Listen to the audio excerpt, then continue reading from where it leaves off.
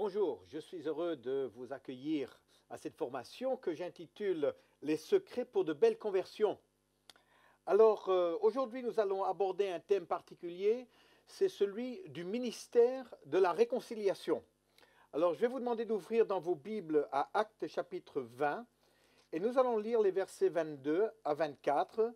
C'est l'apôtre Paul qui s'adresse à des anciens de l'église d'Éphèse. Il ouvre son cœur, il dit des choses très importantes concernant sa propre motivation. Donc nous allons lire à partir du verset 22 jusqu'au verset 24.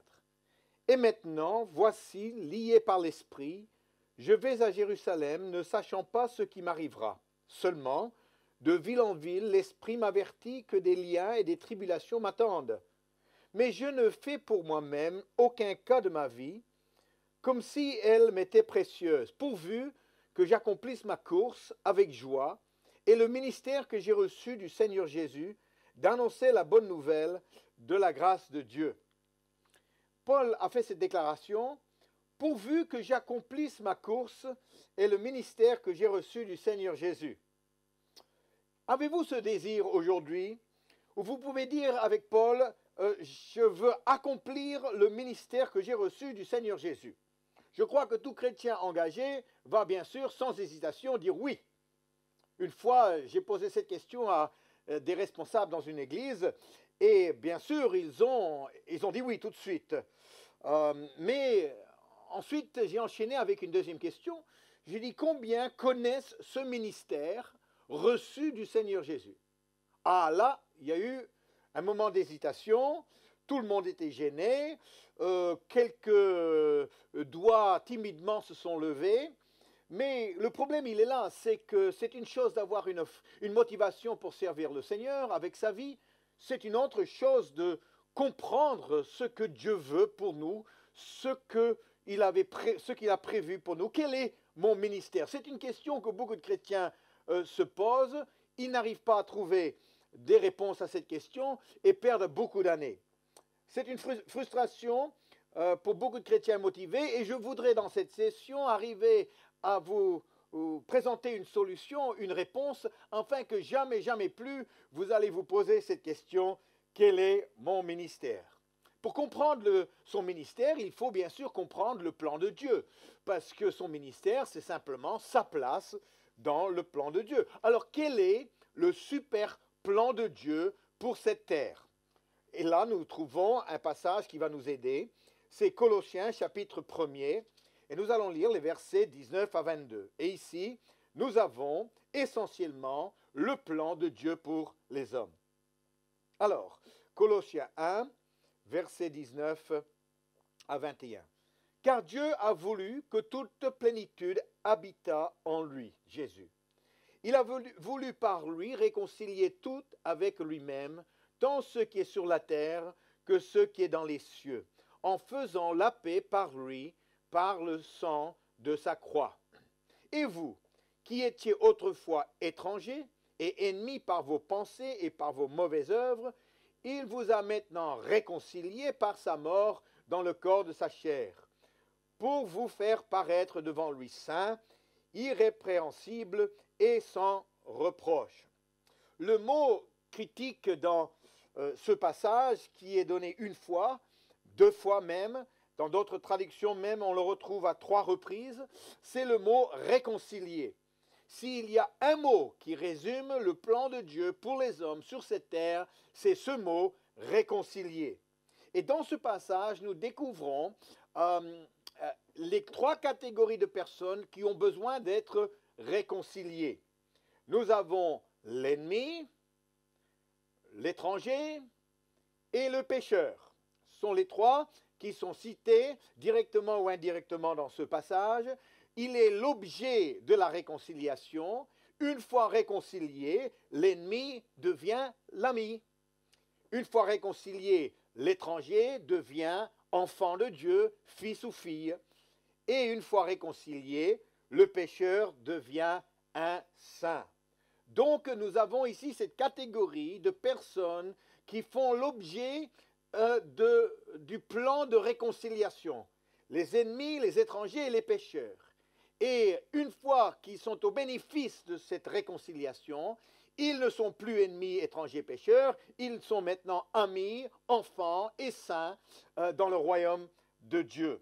Donc ce plan de réconciliation s'oriente vers l'objectif des gens perdus, des gens qui sont dans cette catégorie ennemis, étrangers, pécheurs.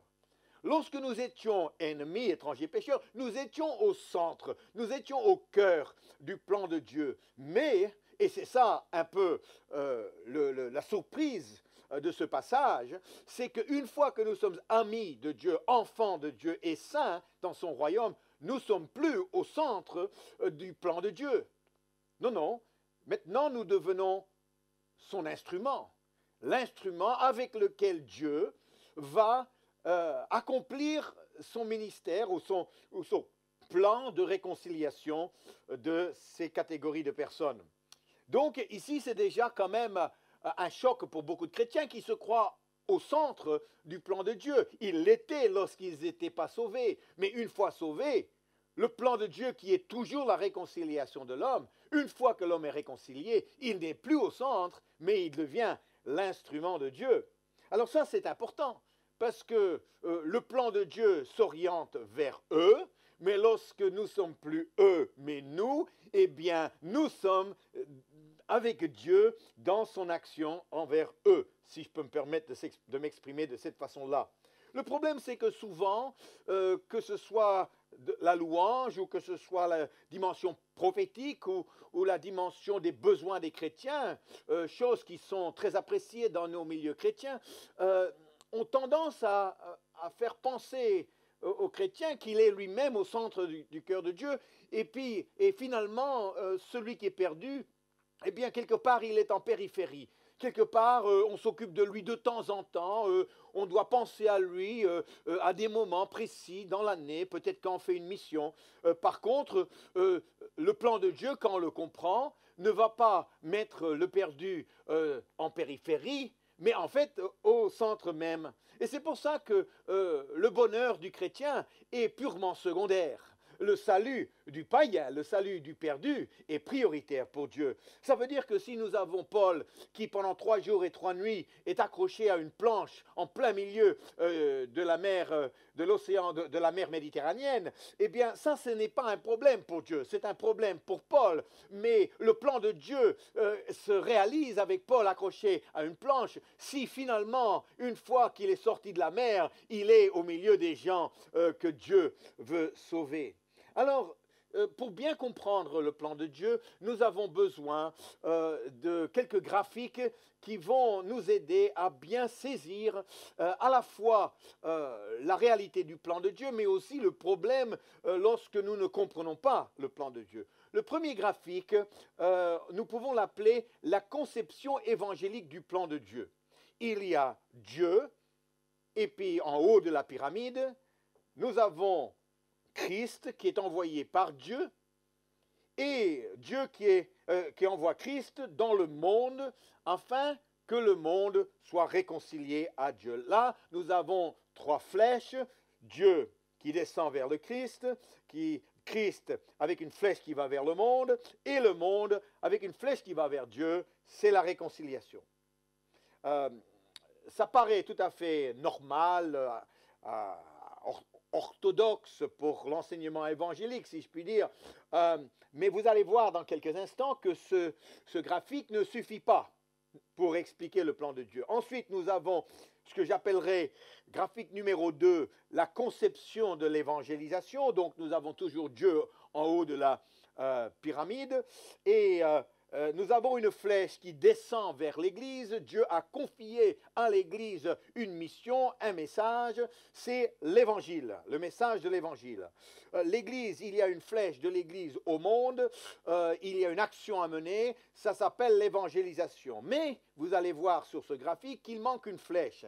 Et la flèche, c'est du monde à Dieu. Le problème avec beaucoup d'évangélisation, c'est que ça porte très peu de fruits. Et finalement, malgré nos manifestations, malgré nos tentatives, nos efforts, le travail que nous fournissons, les budgets, eh bien finalement dans l'Église en Occident, eh bien il y a peu de gens qui sont réconciliés. Nous ne pouvons pas accepter cette situation et c'est pour cette raison-là que je dois dire que l'évangélisation telle qu'il est pratiquée ne suffit pas. Je dirais qu'il faut davantage mettre l'accent sur le plan de Dieu qui est le salut des hommes, la réconciliation de celui qui est perdu, plus que simplement l'annonce d'un message. Le graphique numéro 3, c'est la conception charismatique ou prophétique, on se comprend. Alors ici, c'est beaucoup plus compliqué. Le charismatique est une personne qui a une spiritualité plutôt compliquée. Alors, nous avons toujours à la tête du triangle Dieu, bien sûr. Nous avons l'Église en bas. Nous avons à sa portée le monde. Et en dessous de Dieu, nous avons le diable, écrit en petit. Et voilà que dans notre conception charismatique prophétique, il y a énormément d'actions qui se passent entre l'Église et Dieu. Alors, beaucoup d'activités spirituelles, nous pouvons parler louange, intercession, onction, prophétie, et même combat spirituel, et ces flèches représentent toute cette activité spirituelle. Et dans notre conception, à nous, nous pensons que si nous faisons tout cela avec puissance et onction, et nous arrivons à une certaine qualité spirituelle, que finalement Dieu va répondre du ciel aux problèmes du monde, et nous avons une flèche qui descend sur le monde, et ça s'appelle le réveil. Le grand problème, vous le voyez devant vous, le problème de ce graphique, c'est qu'il n'y a pas de flèche entre l'Église et le monde. Et plutôt que nous envoyer vers le monde en mission, notre spiritualité nous rend parfois un peu mystiques, où nous voulons vivre des grandes expériences avec Dieu dans les quatre murs de l'Église, et finalement on se sent mal à l'aise avec les gens du monde, parce qu'ils ne croient pas comme nous, ils ne pensent pas comme nous, ils ne vivent pas comme nous, ils ne nous comprennent pas.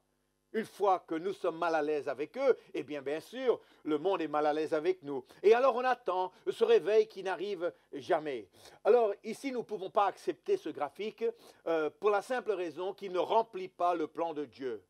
L'Église a été envoyée en mission, le Saint-Esprit a été envoyé pour que l'Église soit puissante dans cette mission, et nous ne sommes pas là pour attendre un simple réveil, nous sommes là pour aller dans la puissance de l'Esprit avec un message puissant de l'amour de Dieu pour un monde perdu.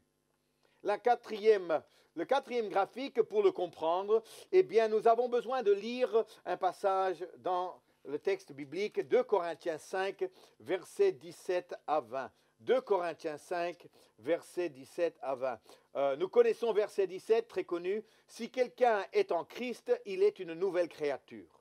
Les choses anciennes sont passées, voici toutes choses sont devenues nouvelles. Et tout cela vient de Dieu qui nous a réconciliés, voilà le mot, avec lui par Christ, et qui nous a donné le ministère de la réconciliation. Car Dieu était en Christ, réconciliant le monde avec lui-même, en n'imputant point aux hommes leurs offenses. Et il a mis en nous la parole de la réconciliation. Nous faisons donc les fonctions d'ambassadeurs pour Christ, comme si Dieu exhortait par nous, nous vous en supplions, au nom de Christ, soyez réconciliés avec Dieu. » Selon ce passage, nous pouvons maintenant aborder le graphique qui reflète la conception biblique du plan de Dieu. Et celui-ci, nous avons toujours en haut Dieu, mais maintenant, Christ, il y a une flèche qui descend vers Christ. Christ a été envoyé par Dieu afin que le monde soit réconcilié à Dieu. Donc, il y a une nouvelle flèche qui monte du monde à Dieu. Mais la différence par rapport au premier graphique, c'est que Christ n'est pas celui qui réconcilie le monde. Il a permis que le monde soit réconcilié par son sang répandu sur la croix. Mais nous découvrons dans ce passage qu'il nous donne le ministère de la réconciliation. Il utilise les hommes pour réconcilier le monde. Donc Christ donne le ministère de la réconciliation aux hommes. Les hommes exercent ce ministère dans la puissance du Saint-Esprit qui nous est donné par Dieu. Et maintenant, par cet intermédiaire des hommes qui exerce ce ministère de la réconciliation, le monde est réconcilié à Dieu. C'est une précision très importante pour que nous comprenions notre place dans le plan de Dieu. Il y a 3 grandes leçons à tirer de ce passage que je viens de vous lire, de Corinthiens 5, versets 18 à 20. La première leçon, c'est qu'il n'y a qu'un seul ministère. Et ce ministère est donné à une seule personne.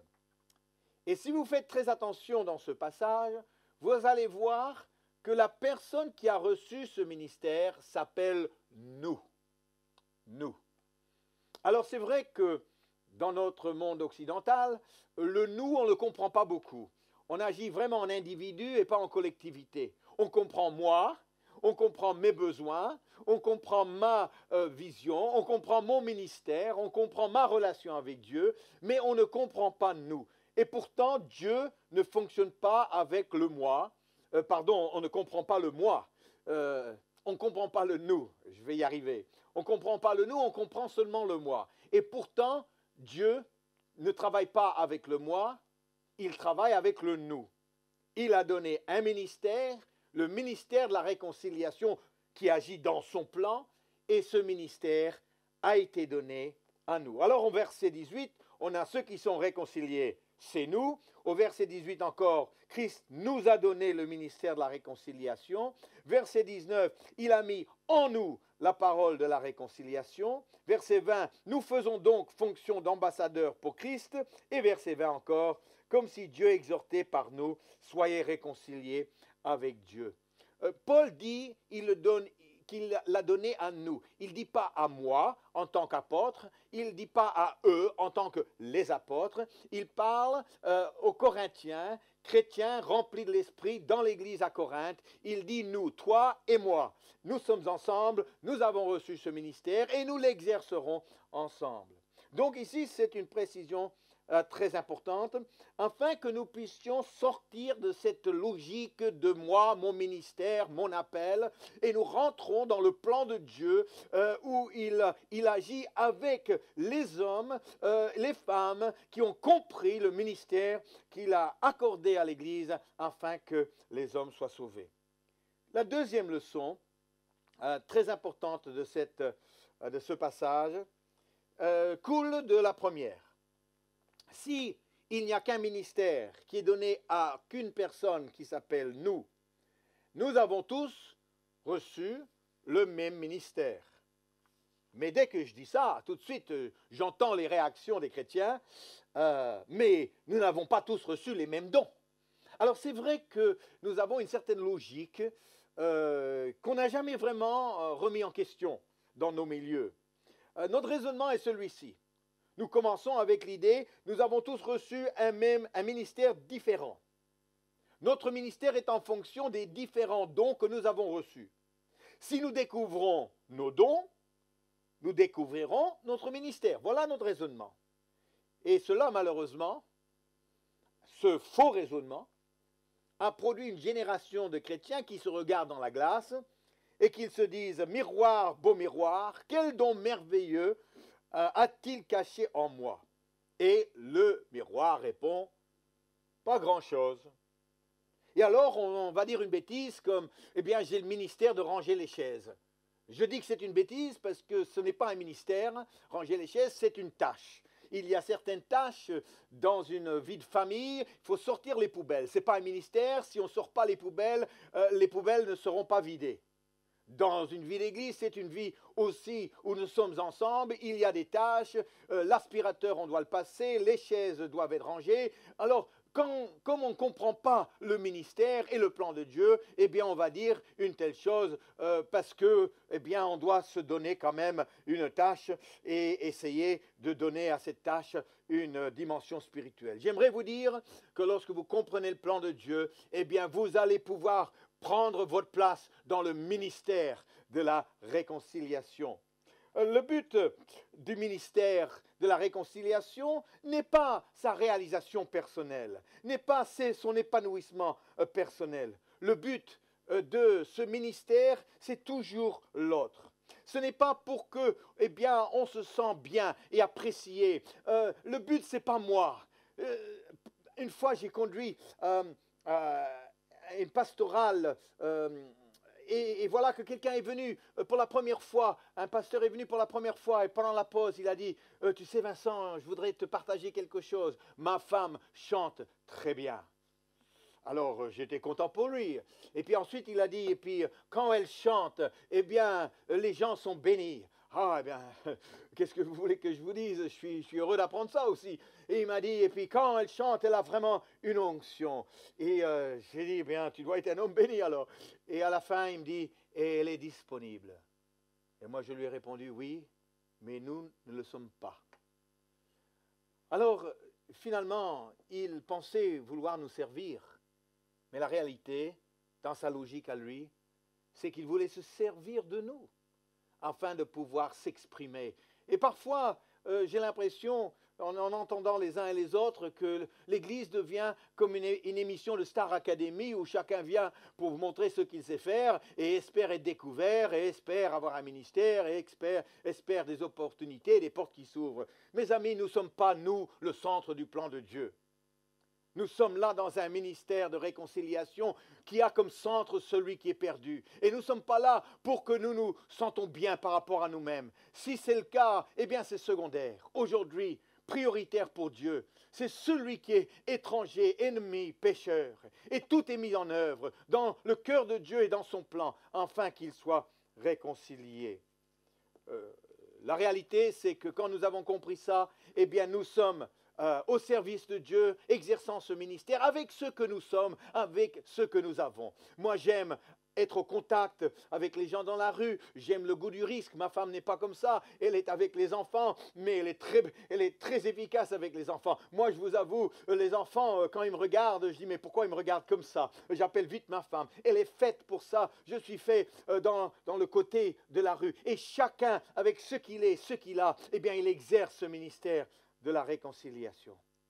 Enfin, la troisième leçon que nous allons tirer de ce passage, c'est que si la première leçon, c'est qu'il y a un don qui est donné à une personne, c'est le ministère de la réconciliation à nous.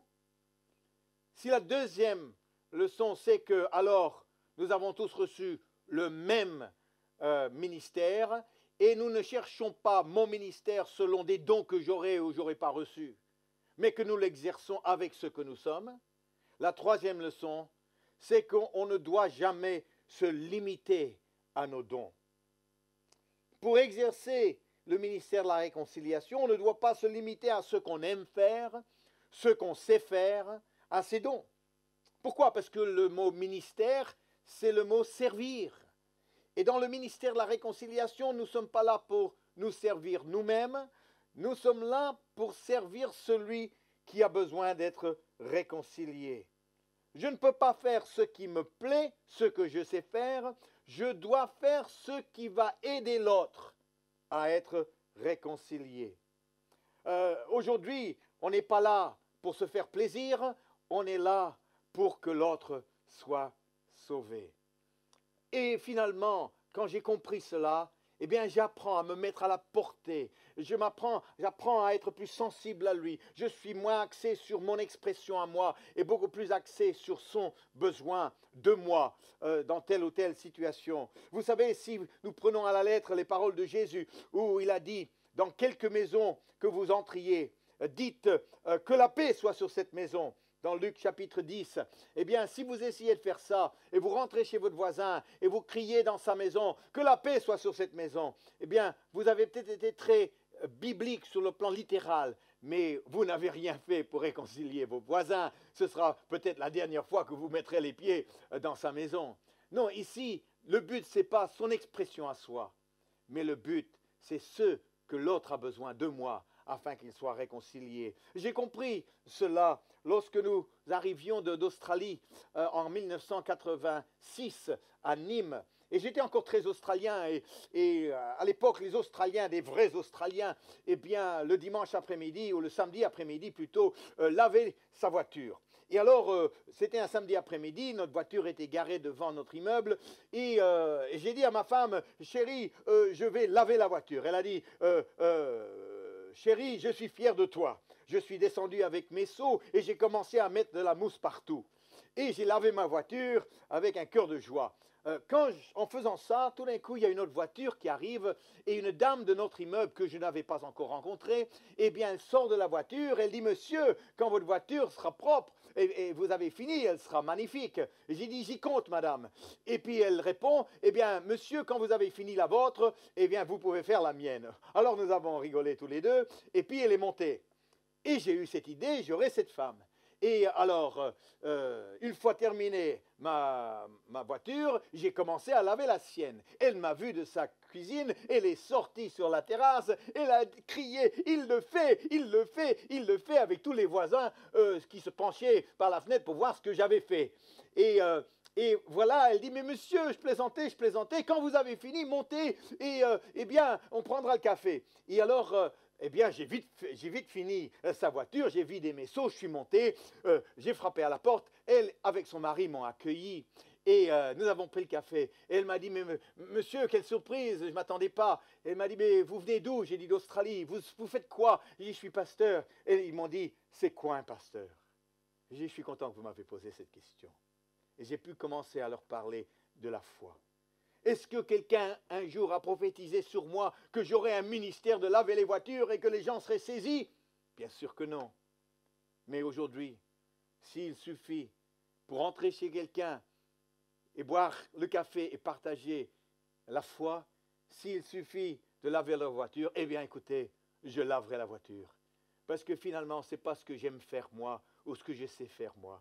Mais si je suis dans le ministère de la réconciliation, je fais ce qu'ils ont besoin que je fasse afin qu'ils puissent, eux, se réconcilier à Dieu. Chers amis, aujourd'hui, vous avez un ministère. Peu importe qui vous êtes, d'où vous venez, ce que vous savez faire. Votre ministère, c'est le ministère de la réconciliation. Et lorsque vous vous donnez avec la personne que vous êtes, avec les capacités que vous avez, eh bien, vous verrez que Dieu va se servir de vous afin que des hommes et des femmes rencontrent Jésus et soient réconciliés à lui. J'aimerais prier avec vous afin que cela soit vraiment clair dans votre esprit, que vous puissiez comprendre la réalité de ce ministère dans votre vie, afin de pouvoir prendre votre place dans le plan de Dieu.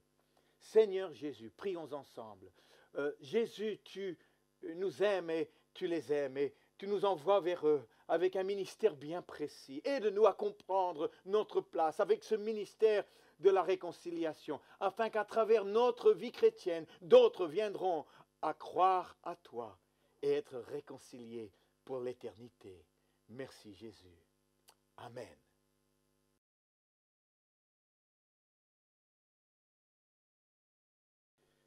Bonjour, nous voici une nouvelle fois ensemble pour la formation sur le thème « Les secrets pour de belles conversions ».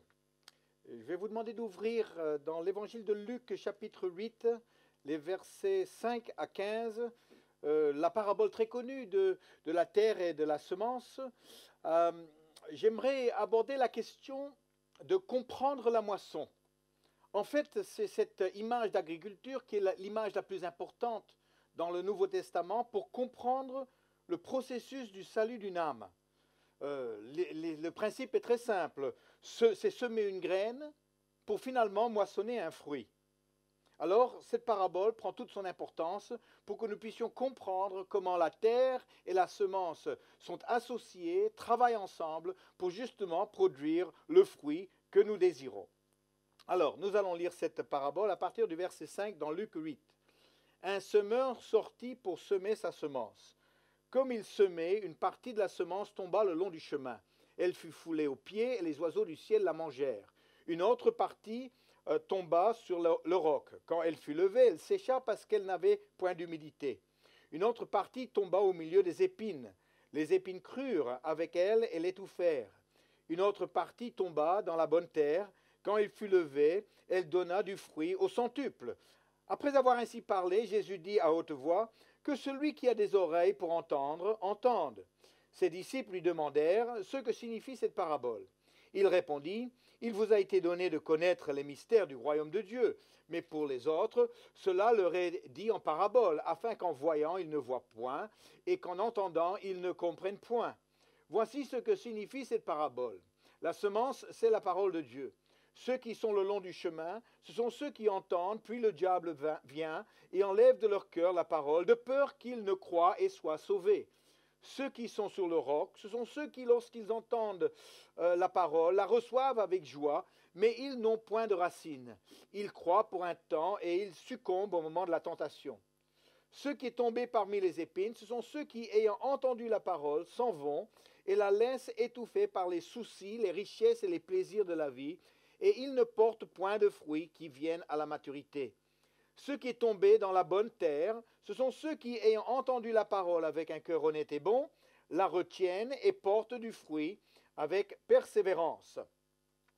Pour comprendre une parabole, il est indispensable de comprendre et de bien interpréter les symboles importants dans la parabole. Et ici, il s'agit de deux éléments, la terre et la semence. Quand nous comprenons comment les deux sont fusionnés, eh bien là, nous avons le secret qui va conduire à de bons fruits. Donc, les deux symboles sont clairement représentés dans ce passage. Parlons d'abord de la terre. Jésus identifie 4 terres possibles. La terre, selon l'explication qu'il va donner, reflète la condition, la qualité de cœur d'un être humain. Alors donc, nous avons 4 qualités de cœur possibles. Le premier, c'est le long du chemin. C'est une terre piétinée depuis de longues années, devenue dure, impénétrable. C'est le cœur dur, non réceptif. Malheureusement, il y a des gens qui sont, parce qu'ils ont vécu certaines choses depuis des années, ils ont maintenant le cœur dur et rien ne peut pénétrer. La deuxième terre, c'est la terre rocheuse. C'est une terre peu profonde, où il peut y avoir un peu de croissance de la graine, mais pas beaucoup, et ça n'ira pas très loin. Le problème, c'est que les racines ne peuvent pas se développer. Il n'y a pas de profondeur.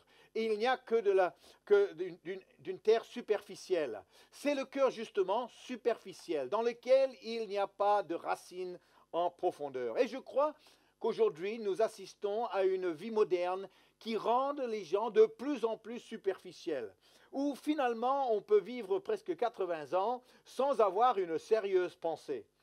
Pour certains, une bonne semaine, c'est la semaine où leur équipe de foot a gagné. Et c'est à peu près tout. Quand on leur pose la question, la vie, c'est bien manger, c'est aller en vacances, c'est de passer quelques bons moments et ensuite mourir. La terre rocheuse, superficielle, pas de racines, pas de profondeur. Ensuite, la troisième terre, c'est la terre envahie d'épines. C'est un cœur partagé parce que dans cette terre poussent à la fois les épines, c'est vrai, mais aussi le bon blé peut pousser. Jésus identifie les épines dans cette terre sont les richesses, les plaisirs et les soucis. C'est du matérialisme pur. Les richesses, les soucis, les plaisirs. Quand les deux sont présents dans un cœur, la vie spirituelle et le matérialisme, c'est toujours le matérialisme qui va étouffer le spirituel. Et donc, il n'y a aucune possibilité de véritable fruit parce que le matérialisme empêche toute progression réelle du spirituel. Et finalement, il y a la bonne terre. La bonne terre, c'est un cœur qui reçoit la graine et retient. Maintenant, la grande leçon à tirer de cette parabole, et c'est la leçon que Jésus voulait communiquer à travers cette histoire, elle est celle-ci. Il n'y a que dans la bonne terre qu'il peut y avoir de bons fruits. Il y a uniquement dans la bonne terre que de bons fruits peuvent être produits. On peut semer dans les autres terres, mais il n'y aura jamais de bons fruits dans les autres terres.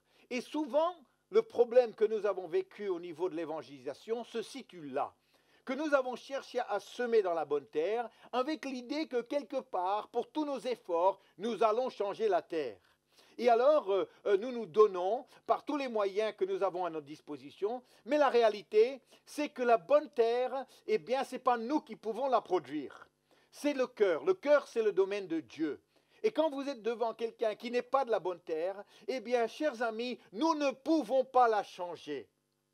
Et quelque part, le jour où on peut accepter ça, c'est le jour où nous allons commencer à comprendre comment produire une moisson.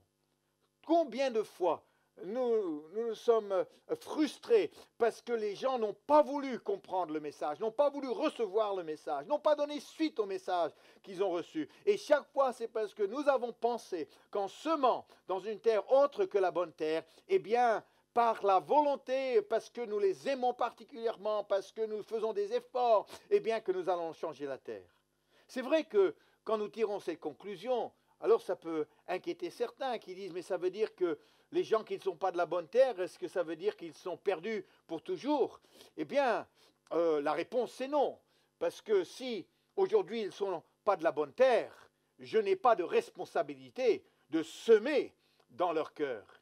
Mais si Dieu passe par là dans la nuit, et demain je découvre la même personne mais avec un autre cœur, eh bien moi, en tant que semeur, j'ai une responsabilité là.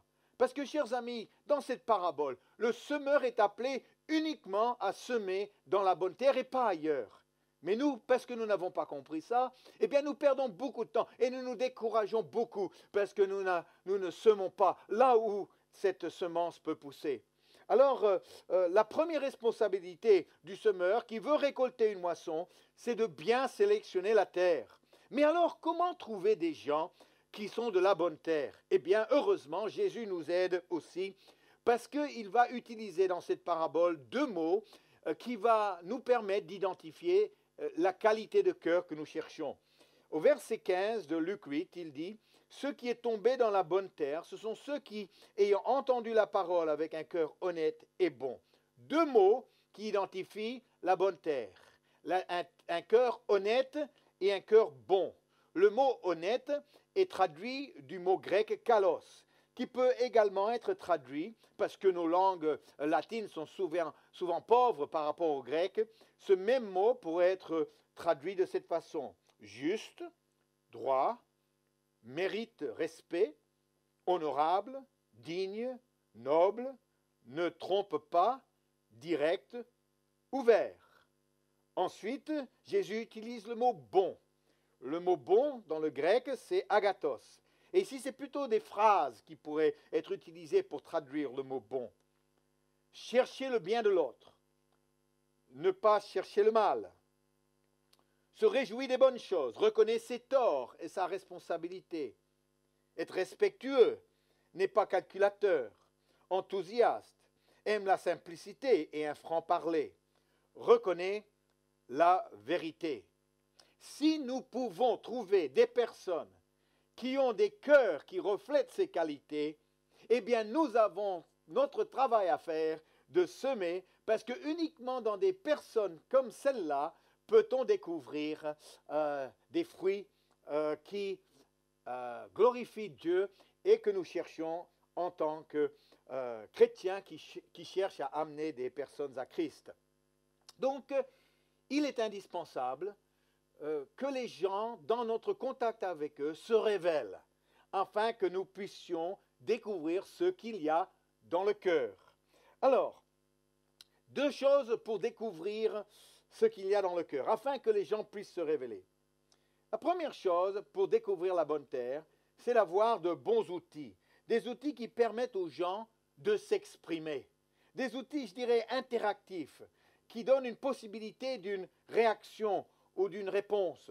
Je travaille dans la rue avec un tableau et je raconte des histoires amusantes, des histoires curieuses, des jeux aussi. Et ce sont des histoires très accrocheuses. Alors le public se rassemble et de là, eh bien, je les amène progressivement sur une réflexion de la vie. Et après, je mets sur mon tableau le mot Dieu. Et à ce moment-là, eh bien, je constate trois réactions possibles ou différentes. La première, c'est la grimace. Tout d'un coup, ils entendent Dieu et il y a cette réaction épidermique. Tout d'un coup, il y a des boutons qui apparaissent sur leur visage. Ils font la grimace et ils partent en courant. D'autres personnes, quand ils entendent et voient le mot Dieu, tout d'un coup, ils sont comme tétanisés. Ils ne savent plus bouger, ils sont paralysés, ils éprouvent comme une froideur qui les traverse. Qu'est-ce que je peux faire avec des gens qui réagissent de cette façon-là quand ils entendent parler de Dieu? Et la troisième réaction, c'est le sourire. Les gens, ils entendent parler de Dieu et ils sont heureux, ils ils accueillent cela, ça ne leur fait pas peur, ça ne leur donne pas froid au dos, ils sont heureux, ils sont touchés. Alors, c'est là où ils sont en train de me révéler ce qu'il y a dans leur cœur. Les gens qui partent, ils pensent qu'ils partent de leur propre gré, mais en fait, c'est moi qui les trie parce que je ne peux pas travailler avec ces personnes parce que leur cœur ne me permet pas d'espérer de bons fruits en mettant ma semence là. Il y a bien sûr d'autres outils, je ne suis pas là aujourd'hui pour vous expliquer la technique du tableau, mais il y a les sondages. En 7 questions sympas avec le sourire, on peut savoir où se situe la personne par rapport à la foi, par rapport à Dieu. Un stand biblique, les gens sont libres de s'approcher ou s'éloigner, et cela aussi reflète la réalité de ce qui se passe intérieurement. L'autre façon pour découvrir la bonne terre, c'est d'apprendre à poser de bonnes questions. Le problème, c'est que souvent le témoignage est perçu comme le chrétien qui parle et le non-chrétien qui écoute. Et alors, c'est tout le contraire en fait, parce que le chrétien va donner des témoignages fleuves, va partager des versets bibliques, va partager des vérités bibliques, et ne se rend pas compte si ce message pénètre, s'il est reçu, s'il est accueilli, ou bien la personne elle est trop polie pour partir, ou bien peut-être elle est juste contente que quelqu'un ait le temps de parler avec elle, mais c'est lorsque nous commençons à poser des questions qu'à partir de ce moment-là, nous pouvons écouter les réponses qui révèlent le cœur. Alors, quelles sortes de questions? Eh bien, dans d'autres cours, je vous en ai donné déjà une liste, mais je peux vous déjà donner d'autres si vous le voulez. Des questions comme, est-ce qu'il y a eu un moment dans votre vie où vous vous sentiez plus proche de Dieu qu'actuellement? Est-ce que vous avez connu la foi à un certain moment? Est-ce que vos parents vous ont amené à l'église à un certain moment quand vous étiez petit? Pourquoi est-ce que vous avez arrêté d'aller à l'église? Est-ce qu'il y a quelqu'un dans votre famille qui a la foi et qui est sincère? Est-ce qu'il y a quelque chose qui vous a détourné de Dieu? Que pensez-vous des gens qui ont vraiment la foi? Sont-ils faibles ou forts? Donc, des questions comme ça qui permettent aux gens de s'exprimer. Et alors, c'est important d'écouter leurs réponses, parce que dans leurs réponses, eh bien, le cœur se révèle. Donc, ça, c'est la question de la terre. Maintenant, parlons un peu de la semence. Le semeur comprend que s'il trouve de la bonne terre et il a de la bonne semence, eh bien, s'il l'a bien plantée, eh bien, cette bonne semence agira dans la bonne terre pour produire un bon fruit. Alors, lisons une deuxième parabole qui nous parle de la fusion entre la terre, la bonne terre et la bonne semence. Celle-ci se trouve dans Marc chapitre 4, les versets 26 et 27. Marc 4, versets 26 et 27. Jésus dit encore, « Il en est du royaume de Dieu, comme quand un homme jette de la semence en terre. Qu'il dorme ou qu'il veille, nuit et jour, la semence germe et croît sans qu'il sache comment. » Alors, chose intéressante ici dans cette parabole, c'est Jésus qui dit, « Lorsque nous prenons de la bonne graine et la bonne semence, et nous mettons de la bonne terre, eh bien nous pouvons aller nous coucher, parce que nous n'avons plus rien à faire dans cette histoire. Nous avons accompli notre tâche. » Là, c'est l'affaire de Dieu après. On n'a pas besoin de surveiller, de passer la nuit à surveiller, à pousser en disant maintenant poussez, poussez, poussez, en disant à la graine maintenant vas-y, tu vas pousser. Non, non. On a compris notre rôle. Le rôle, c'était de prendre la bonne semence, prendre la bonne terre, les mettre ensemble. Le reste appartient à Dieu. Mais là, cela nous conduit à une question. Que semons-nous dans la vie des gens? Parce que, vous savez, un caillou peut ressembler à une graine. La graine porte du fruit, ou pardon, porte de la vie, mais l'autre, rien du tout, n'a rien à l'intérieur. Alors, j'aimerais vous poser une autre question. L'évangile, on dit que c'est une bonne nouvelle. Alors pour qui? Celui qui la donne ou celui qui la reçoit? Alors qu'est-ce que la bonne nouvelle de l'évangile?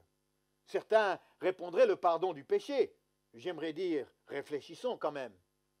Parce que le message final n'est pas le pardon du péché, mais Romains 6, 23 nous dit que le but, c'est de recevoir le don gratuit de Dieu qui est la vie éternelle. Le pardon du péché n'est pas la bonne nouvelle, mais le don de la vie éternelle est la bonne nouvelle. Et le pardon du péché n'est que le moyen pour accéder à cela. Et c'est là où nous avons quand même une question sensible à aborder en tant qu'évangéliques. Parce que finalement, nous, évangéliques, on aimerait voir le non-chrétien pleurer sur ses péchés. Donc, notre réflexe, c'est d'abord d'essayer de le convaincre de son péché. Pas facile pour quelqu'un qui ne comprend pas. Alors, on va lui dire, Jésus est mort pour tes péchés. Et il répond, j'ai pas de péché, moi. Il y a pire que moi dans le monde. Et alors, comme on pense que c'est notre responsabilité, on va lui dire, mais si tu es un pécheur. Alors, après, eh bien, on est parti dans une dimension, sur un chemin foncièrement négatif, pour essayer de convaincre la personne qu'il est pécheur. Après, on peut parler du monde, de la chair, de l'égoïsme, le diable. Ou bien, dans nos milieux chrétiens, charismatiques, prophétiques, parfois notre message c'est « Viens à Jésus, tu seras heureux ». Et alors si quelqu'un répond « Mais je suis heureux sans Jésus », tu dis « C'est pas possible d'être heureux sans Jésus ». Ah ben dis « Pourtant oui ». Alors tu dis « Eh ben je reviendrai demain quand tu n'es pas heureux ». Ou bien tu vas peut-être dire « Mieux encore, ce soir, je rentrerai chez moi et je prierai que tu seras malheureux. Comme ça, demain, je peux te dire que tu peux être heureux avec Jésus. » Chers amis, ce n'est pas notre message. Le message, ce n'est pas simplement être heureux dans cette vie temporelle. Notre message est un message pour les gens heureux et malheureux, parce que c'est un message pour la vie éternelle. Un message qui nous appelle à une autre vie, à un autre monde, une vie éternelle. Et en fait, le message de la bonne nouvelle, la semence que nous avons à déposer dans la graine, elle est celui-ci. Dieu a lancé une fête. Elle s'appelle la vie éternelle. Et toi, mon ami, tu es invité. Ça t'intéresse? Quand notre message, c'est le message de la vie éternelle, la graine donne de la vie à la bonne terre. Et maintenant, cette vie produit de la terre une plante qui deviendra un fruit. Et là, il y a une activité que nous ne comprenons pas. Et c'est ça ce qui est si merveilleux avec Dieu, c'est qu'une fois que nous avons fait ce que Dieu nous demande, eh bien là, nous n'avons pas à stresser. Nous avons simplement à nous écarter afin que Dieu puisse faire son travail. Et ça, c'est l'aventure. Ce sont les surprises. J'étais à Montparnasse avec mon tableau. Je racontais des histoires et je parlais avec deux filles. Et voilà qu'une dame attendait son tour et m'a demandé s'il pouvait prendre un de mes dépliants. Je lui ai donné, elle a attendu. Une fois que j'avais fini avec les deux filles, elle m'a dit, mais monsieur, est-ce que vous connaissez le pasteur Esterman? Alors quand elle m'a dit ça, vous comprenez, Paris c'est quand même 10 millions d'habitants. Et quand une femme pose ce genre de questions dans la rue, il faut quand même faire attention. Alors j'ai dit, oui, effectivement, je connais le pasteur Esterman. Et j'ai dit, mais pourquoi vous me posez cette question? Elle m'a dit, eh bien, parce que cette semaine, j'ai entendu à la radio une émission. Et cette émission qu'il a fait m'a très touché. Ah, j'ai dit, le pasteur Esterman. Elle m'a dit, oui. J'ai dit, c'est moi. Ah, quand j'ai dit ça, elle est tombée à la renverse, j'ai dû l'attraper. Elle n'en revenait pas. Et j'ai pu parler avec elle. Et je l'ai invitée à venir à la réunion le lendemain matin. Elle est venue. Elle a entendu le message, ce message merveilleux de l'Évangile, de la vie éternelle en Jésus-Christ. Elle a donné sa vie à Christ. Et dans les semaines qui ont suivi, eh bien, elle a très vite rejoint l'équipe d'accueil de l'Église. Et là, elle avait la joie de pouvoir accueillir les nouveaux à cette réunion, comme elle avait été accueillie quelques semaines auparavant. Ah, c'est l'aventure quand on travaille avec Dieu. Quand le souci, c'est simplement de sélectionner la terre qui est bonne et de déposer en elle une semence qui est bonne également. J'étais aussi dans les rues de Paris un petit groupe, même un bon attroupement s'était formé autour de mon tableau. Et voilà qu'il y avait devant moi 3 jeunes filles adolescentes qui se marraient, qui plaisantaient, qui se moquaient un peu de moi aussi. Et mon thème, c'était combien ça coûte. Alors, j'ai dit au public, alors, dites-moi, une soirée au cinéma, combien ça coûte? Alors, très vite, il y en a qui ont répondu, ah, une soirée au cinéma, c'est 8 euros.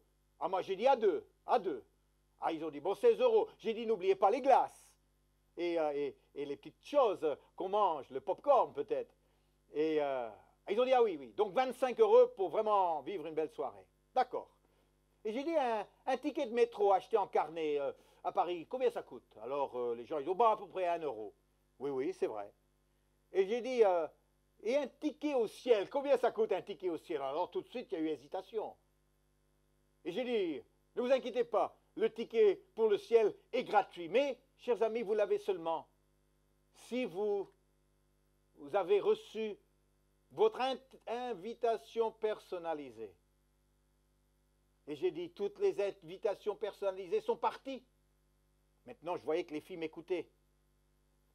Et alors j'ai dit, est-ce que vous avez reçu votre invitation pour le ciel? Et je me suis tourné vers la première des 3 filles et j'ai dit, est-ce que tu as reçu, toi, l'invitation pour le ciel? Elle m'a dit, non, je ne l'ai pas reçu.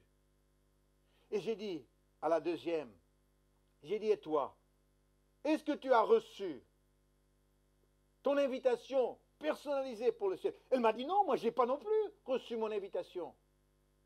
Et j'ai dit à la troisième, et toi, est-ce que tu as reçu ton invitation personnalisée? Elle m'a dit oui. Ah, je me suis dit, elle est peut-être une fille d'une famille chrétienne. Alors j'ai dit, quand est-ce que tu as reçu, toi, ton invitation personnalisée pour aller au ciel?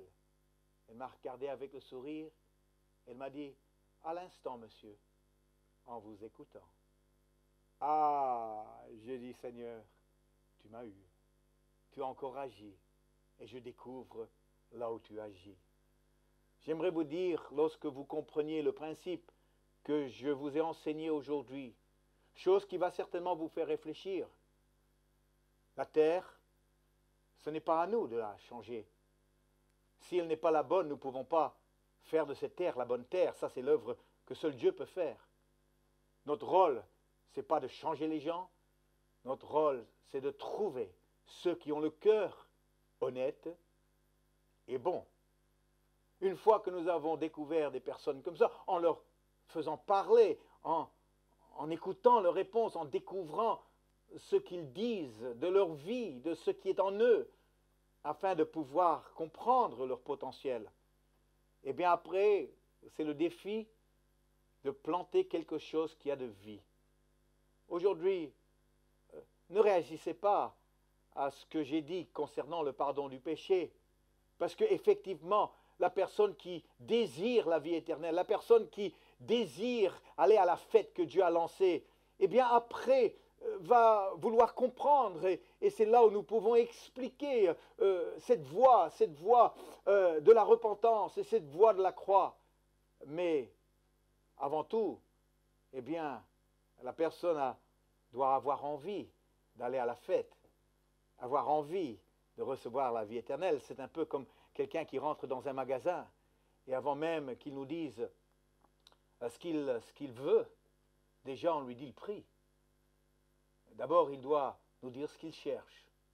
Après, on peut lui dire ce que nous avons.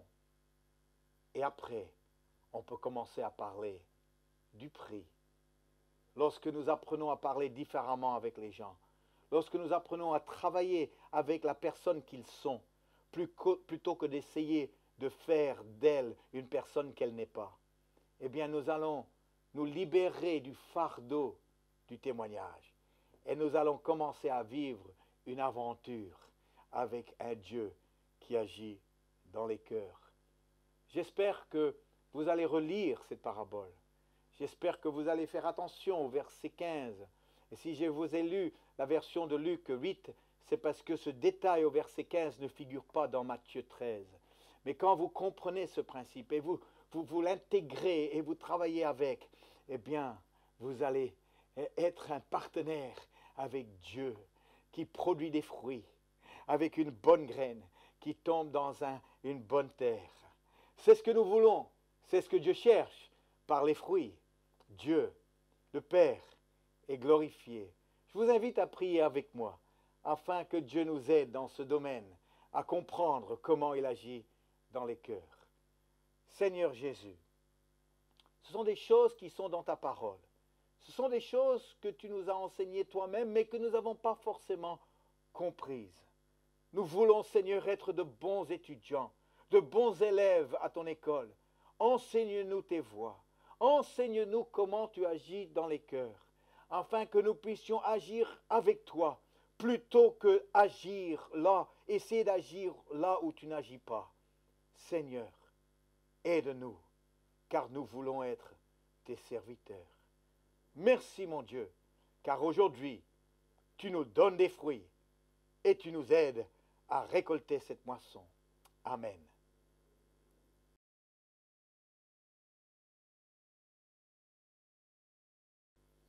Bonjour, bienvenue à cette formation intitulée « Les secrets pour de belles conversions ».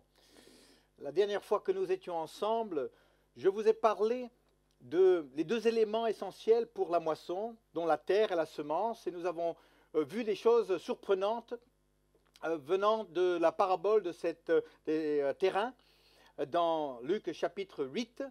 Maintenant, nous allons plus loin encore dans cette réflexion afin de pouvoir parler de semer pour une belle moisson. Comment semer, comment déposer cette graine dans la terre afin qu'au bout, eh bien, nous ayons une bonne et une belle moisson.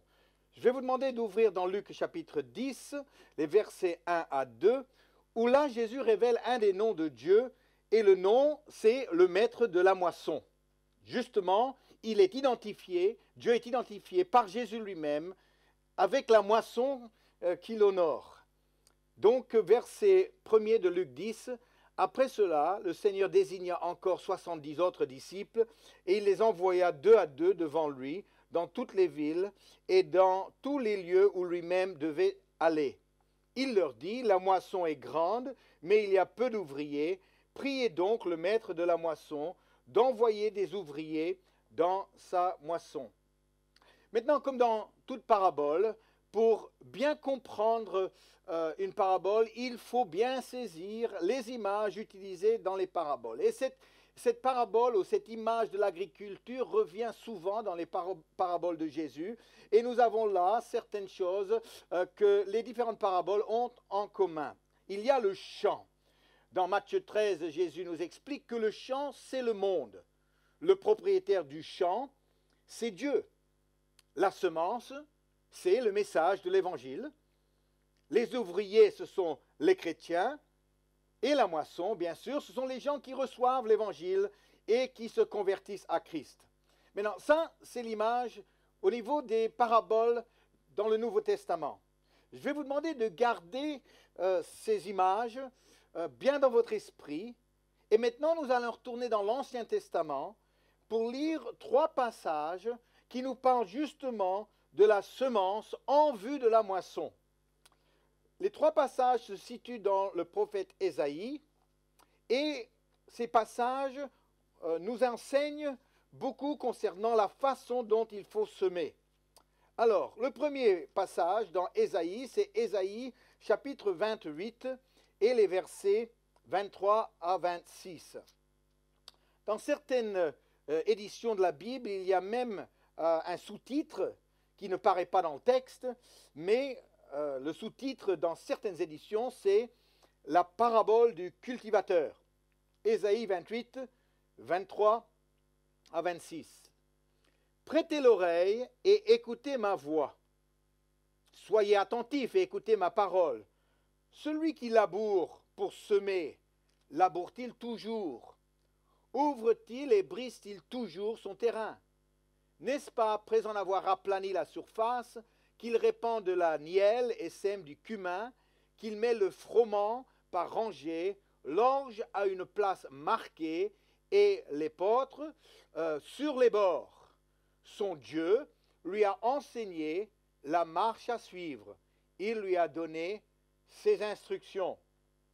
Maintenant, c'est une parabole intéressante, parce qu'ici, nous avons un agriculteur qui est coincé. Et il est coincé au niveau de la préparation. Alors, pour préparer un terrain pour la semence, il arrive avec la charrue, il retourne la terre, il fait respirer la terre, il enlève les pierres, il aplanit la surface. Une fois que ça c'est fait, il regarde son champ, il n'est pas tout à fait satisfait. Donc, il dit, je vais recommencer. Alors, il recommence avec la charrue, il retourne la terre, il la fait respirer, il trouve des pierres, il les enlève, il aplanit la surface, et de nouveau, il regarde son terrain et il n'est toujours pas satisfait. Et il recommence, et il retourne la terre, il enlève les pierres, il aplanit la surface, et de nouveau, il n'est pas satisfait. Le pauvre, il est coincé. Il n'arrive pas à passer à l'étape suivante, l'étape de la semence du champ. Je crois qu'ici, il y a une parabole qui expose un problème chez un certain nombre de chrétiens. Parce qu'ils sont très forts au niveau de la préparation, mais ils n'arrivent pas à sortir d'une mentalité de préparation pour rentrer dans une mentalité de semence et de travail.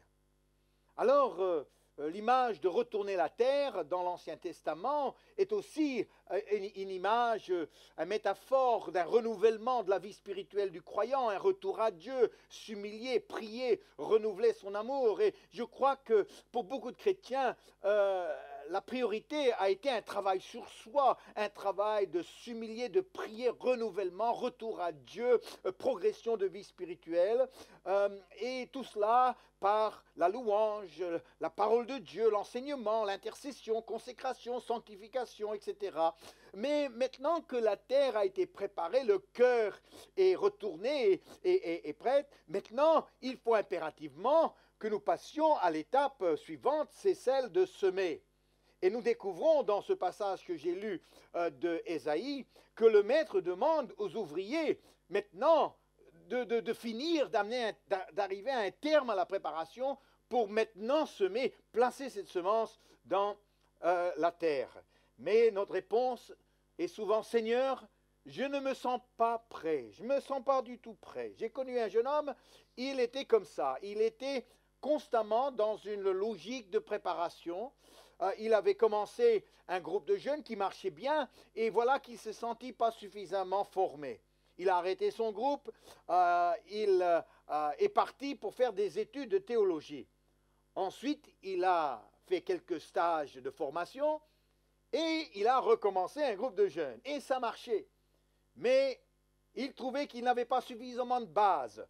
Alors il a quitté le groupe une nouvelle fois pour aller à l'étranger pour faire encore une année d'école biblique à temps plein. Il est devenu l'étudiant professionnel. Toujours se former pour ne rien faire. Alors, pour tous ceux qui m'écoutent aujourd'hui et vous formez dans une école biblique, je m'en réjouis de votre préparation. Mes chers amis, ne soyez pas un étudiant professionnel. Dans 10 ans, si vous êtes toujours en train de vous former, eh bien, je serai un des premiers à venir vous secouer un peu. Parce que le but d'être formé, c'est pas pour être formé, mais c'est de faire, c'est d'arriver à produire, c'est d'arriver à être productif, de semer afin de récolter un fruit. Alors, comment l'agriculteur doit-il semer? Parce qu'en fait, dans le verset 26, son Dieu lui a enseigné la marche à suivre. Il lui a donné ses instructions. Donc ici, dans ce passage, il y a des instructions de Dieu. Dieu lui a dit comment il faut faire. Et quand nous lisons au verset 25, on comprend que c'est quelque chose de très structuré, la semence. Là, on découvre, verset 25, qu'il, après avoir aplani la surface, il répand la nielle et sème du cumin. Il y a en rangée le froment qui doit être placé et l'orge a une place marquée, l'épeautre sur les bords. Ici, on voit que c'est fait d'une façon organisée. Ce n'est pas juste quelqu'un qui arrive avec un sac de graines et qui jette ça dans l'air en disant au vent, prenez ça, prends ça et dépose ça où tu veux. Non, il y a un travail très systématique dans la semence. Ah, ça c'est un mot, systématique. C'est un mot que beaucoup de gens n'aiment pas trop, ne comprennent pas trop. Parce qu'ils veulent être spontanés, parce qu'ils veulent être inspirés. Et alors, dans nos milieux charismatiques, dans nos milieux plein évangile, eh bien, ce mot systématique n'est pas vraiment dans notre mentalité, parce que nous faisons les choses conduits par l'Esprit, nous faisons les choses dont nous avons une direction de Dieu, là où nous avons à cœur de le faire. Ce sont des expressions qu'on utilise qui nous enlèvent de ce travail systématique. Et alors, eh bien, si on n'est pas très motivé ou si on n'est pas conduit, eh bien, on ne le fera pas, parce que on aime faire les choses d'une façon spontanée, mais l'agriculteur, chers amis, ne travaille pas spontanément, il travaille systématiquement. Oh, systématique, ça c'est un mot là, systématique. Vous savez, mon épouse travaille beaucoup avec les enfants et pour apprendre aux enfants des vérités, eh bien, elle leur apprend une petite chanson et ils apprennent la chanson et après avoir appris la chanson, eh bien, jamais ils oublient la vérité. Et j'aimerais aujourd'hui que vous appreniez la chanson systématique. Il y a un certain rythme, systématiquement, systématiquement, systématiquement, systématiquement. Oh, il faut de la batterie. Systématiquement. Oui, systématiquement. Vous pouvez vous joindre à moi, hein? Systématiquement. Systématique. Comment? Systématiquement. Comment est-ce qu'on s'aime? Systématiquement. Comment est-ce que Dieu veut qu'on s'aime? Systématiquement. Oui, systématiquement. Alors j'espère que vous avez compris. Charismatiquement? Non. Systématiquement. D'une façon ordonnée, délibérée, jour après jour, que ça rentre en nous, afin que ce que nous faisions soit un travail qui n'est pas fait une fois dans l'année, une fois de temps en temps, quand tout d'un coup il y a mobilisation, mais que nous arrivons dans un travail qui est fait jour après jour, semaine après semaine, mois après mois, dans nos vies personnelles, mais aussi dans notre vie d'église. Quand je suis arrivé en France, d'Australie en 86, le Saint-Esprit m'a parlé, tu as pêché à la ligne, maintenant je t'apprendrai à pêcher au filet. Et voilà que je suis allé dans un congrès pour évangélistes à Amsterdam, un congrès organisé par Billy Graham, et j'ai vu qu'il y avait un atelier sur la prédication en plein air, et j'avais jamais fait cela, et l'idée que j'avais n'était pas très positive, c'était plutôt de quelqu'un qui arrivait avec une grosse Bible et qui prêchait dans la rue comme ça. Alors, mais je suis allé quand même pour voir un peu ce qu'il disait. Et voilà que je me suis retrouvé devant un jeune sur une estrade, avec un grand tableau, et qui a raconté une histoire amusante, mais touchante aussi. Et quand j'ai vu ça, j'ai dit, je me verrais bien faire ça dans les rues des villes de France et ailleurs. Et c'est là où j'ai pris contact avec ceux qui travaillaient de cette façon, et j'ai appris à le faire. Pendant 3 mois, 1 heure par jour, je me suis entraîné, je me suis préparé, mais vous savez, comme je viens de vous le dire, la préparation n'a qu'un sens que si nous passons à l'action. Et voilà qu'un jour, le temps était venu maintenant de sortir de mon bureau, de sortir de ma chambre et d'aller sur une place publique. Et c'est ce que j'ai fait. Oh, chers amis, c'était pas évident. J'ai appris que dans la vie et dans le ministère, il faut surmonter ses peurs. Il faut les briser, il faut les évacuer pour ensuite entrer dans une autre dimension. Mais je l'ai fait.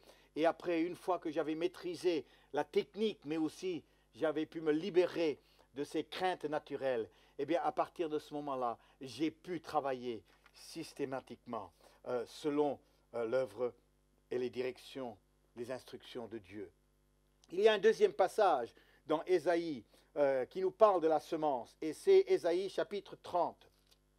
Ésaïe 30, verset 23. Alors ici, le prophète nous dit ceci. Alors Dieu, répandra la pluie sur la semence que tu auras mise en terre, et le pain que produira la terre sera savoureux et nourrissant.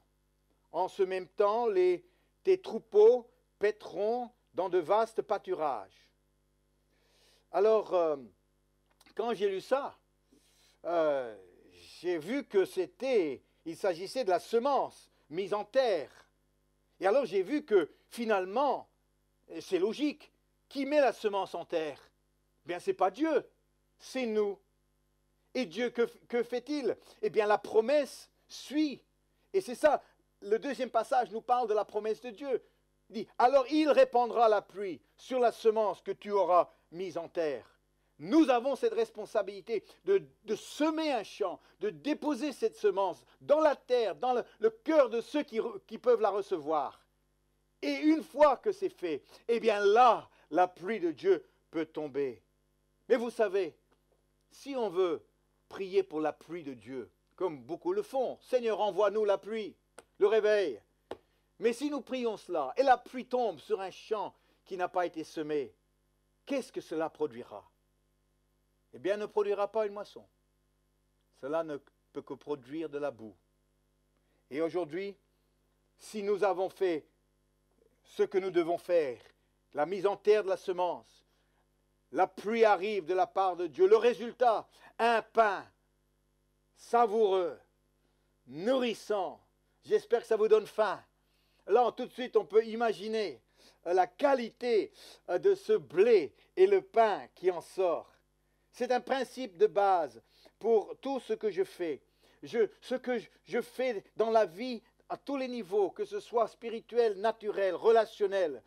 Je veux m'assurer que je fais ce qui est bien et je le fais systématiquement et je dure dans le temps afin que ça puisse marcher comme ça devrait marcher. Les trois éléments, de faire comme il faut, de faire la bonne action, la bonne chose, de le faire systématiquement et de durer dans le temps. Et là vous découvrez à la longue le résultat que vous cherchez, les fruits que nous voulons produire. C'est une façon de vivre. Et aujourd'hui, si les jeunes peuvent apprendre à vivre et à faire systématiquement la bonne action, eh bien c'est là où à la longue, ils vont réussir dans la vie. Quand je suis arrivé en France, j'ai voulu aller à la pêche et j'avais dans notre église un gendarme qui était à la pêche, qui était un pêcheur aussi. Et alors il m'a donné une DVD, une vidéo plutôt, de la pêche au brochet. Et j'étais étonné de voir que dans une rivière, on puisse sortir de ces monstres, de ces brochets énormes. Et ça m'a donné tellement envie d'attraper un tel brochet. Et alors, j'ai décidé d'apprendre comment faire le bon montage, là où il y a des bons endroits. J'ai décidé de le faire systématiquement jusqu'à ce que je réussisse. Et alors, mon ami, le gendarme, il m'a montré le montage, je me suis équipé et j'ai trouvé un bon coin, du moins de réputation, et j'ai décidé que tous les lundis après-midi, j'irai là jusqu'à ce que j'aurai attrapé mon beau poisson. Eh bien, je suis allé, les premières semaines, les premiers mois sont passés sans grande réussite, je dois le reconnaître. Et bientôt, dans l'église, on commençait à apprendre que je m'avais fixé cet objectif. Systématiquement, aller à la pêche au brochet jusqu'à ce que j'attrape un beau brochet. Il y avait un petit garçon qui venait tous les dimanches et qui me disait « Alors, pasteur, est-ce que tu as attrapé ton brochet ?» Alors, je disais « Pas encore, mais ça viendra. Ne m'embête pas tous les dimanches avec ça. » Les mois sont passés. La première année est passée. Toujours pas de brochet. J'ai changé d'endroit 2-3 fois. Toujours pas de brochet. 1 an et demi est passé. Vincent, qui allait toujours à la pêche le lundi après-midi, déterminé qu'il allait prendre son brochet. Mais pour l'instant, après 18 mois, toujours pas de brochet. C'était un mois de mai. En fait, c'était un jour férié, le 8 mai, victoire en Europe. C'était tout un symbole. On n'avait rien au niveau d'un programme d'église. Je suis allé à la pêche. Et voilà que je suis allé là dans un petit endroit que je ne connaissais pas. Et c'est vrai que j'ai trouvé un endroit où il y avait des orties. Et je me suis fait piquer, mais je me dis, ça doit être un bon coin, personne d'autre est allé. Et c'est là où j'ai lancé mon vif. Quand tout d'un coup, le vif a disparu. Et je me suis dit, qu'est-ce qui se passe? Et voilà que je me suis dit, c'est ça, un départ. C'est un départ. Et c'est là où j'ai attendu, je me souviens de ce que j'avais lu dans les revues. Il fallait laisser, mais tout d'un coup, il fallait prendre une décision et tirer. Et j'ai attendu encore quelques instants. Et là, j'ai ferré un bon coup et j'ai senti le poisson au bout de la ligne. Ah, j'étais content. J'ai tiré et finalement, j'ai réussi à amener le poisson au bord. Je l'ai sorti de l'eau, mais eh bien, malheureusement, il n'était pas un grand. En fait, il n'était pas de taille légale. Même en tirant un peu dessus, il n'était pas encore assez grand. Donc, j'ai dû le relâcher. Mais j'étais content. J'avais brisé la glace, enfin. C'était quelques semaines plus tard que j'ai pris mon deuxième brochet. Celui-là, je ne l'ai pas relâché. Celui-là, il était un beau. Le voici. Vous l'avez devant vous. Et quand je montre cette photo avec un pêcheur souriant, il y en a qui peuvent dire, eh bien, il a de la chance. Mais finalement, ce n'est pas vraiment la chance, comprenez? Parce que c'est selon l'instruction de Dieu. Si vous apprenez à faire la bonne chose systématiquement et de durer dans le temps, ce que vous avez fixé comme objectif, vous l'obtiendrez. Vous l'obtiendrez. C'est la promesse que Dieu nous donne dans Ésaïe 30, verset 23. Il répandra la pluie, la bénédiction viendra seulement sur un champ qui a été semé. Je vous exhorte, chers amis, commencez à semer. Sinon, il n'y aura pas de moisson. Commencez à placer cette graine dans la terre et faites-le. Faites-le jour après jour. Faites-le dans les bonnes saisons et dans les mauvaises saisons, si vous voulez la moisson. Et maintenant, nous avons un troisième passage. Il s'agit d'Ésaïe 32, verset 20. Ésaïe 32, verset 20. Et là aussi, nous avons le mot semer. Alors, heureux, vous qui partout semez le long des eaux, et qui laissez sans entrave le pied du bœuf et de l'âne. Alors, est-ce que vous avez capté la signification de ce verset? Non? Bon. Eh bien, à la première lecture, je ne l'avais pas capté non plus. Alors, je l'ai relu. Heureux, vous qui partout semez le long des eaux, et qui laissez sans entrave le pied du bœuf et de l'âne. Alors, quand j'ai vu ça, j'ai dit, heureux, il y a une bénédiction là pour celui qui le fait. Il s'agit de semer. S'il est heureux et il a semé, c'est qu'il a moissonné une belle moisson. Mais c'était un verset difficile. Laisser sans entrave le pied du bœuf et de l'âne. Mais qu'est-ce que ça pouvait signifier? Alors j'ai commencé à chercher par tous les moyens la signification de ce verset. Et enfin, je suis tombé sur une traduction qui, en langue anglaise, s'appelle The Amplified Bible. Et voici ce que cette version de la Bible a donné pour ce verset. Heureux êtes-vous quand vous semez partout votre semence le long des eaux, lorsque la rivière quitte son lit. La semence coulera et s'enfoncera dans la boue. Quand les eaux reculent, la semence poussera. Après plusieurs jours, tu la retrouveras, transformée en moisson abondante, et le bœuf et l'âne se nourriront librement. Ici, il parle d'un moment d'inondation, un moment où il y a tellement d'eau qui arrive que maintenant les rives, le rivage de la rivière ne peut pas contenir et les dépasser. Ça déborde dans tous les sens. Maintenant, il y a inondation. On ne peut plus maîtriser ce qui se passe. La vie, c'est comme ça parfois. Où ce qui nous arrive nous déborde et nous inonde et on ne peut plus maîtriser. Et on a envie simplement de dire, bon, laisse tomber, c'est pas pour maintenant, on reviendra quand l'eau retrouve le cours de la rivière. Mais ici, Ésaïe dit, celui qui continue à semer dans ces moments-là, quand la rivière quitte son lit, eh bien, quelque chose d'extraordinaire va se produire. C'est que la graine va tomber dans l'eau, qui est plutôt de la boue, mais toute cette bonne terre plus haut, en aval, eh bien, en amont plutôt, va descendre. Et maintenant, elle va tomber dans la boue. Et progressivement, le niveau d'eau va baisser. Le soleil va commencer à sécher cette boue. Et là, il y a un potentiel énorme pour la semence. Et de ces conditions-là, eh bien, une belle semence va sortir. Il s'agit de la vie. Dans la vie où quand les choses, les circonstances nous dépassent, eh bien, quand il y a quelqu'un qui sème et qui est là systématiquement en train de déposer la semence dans la vie des gens, et quand ils traversent des moments où ils sont dépassés, eh bien, c'est cette semence-là qui produira une belle moisson. Et cette moisson, elle est due directement à la détermination du semeur, qui ne lâchera pas même quand les conditions semblent pas favorables. Un vieux pasteur conduisait les obsèques d'un homme qui laissait une fille de 20 ans.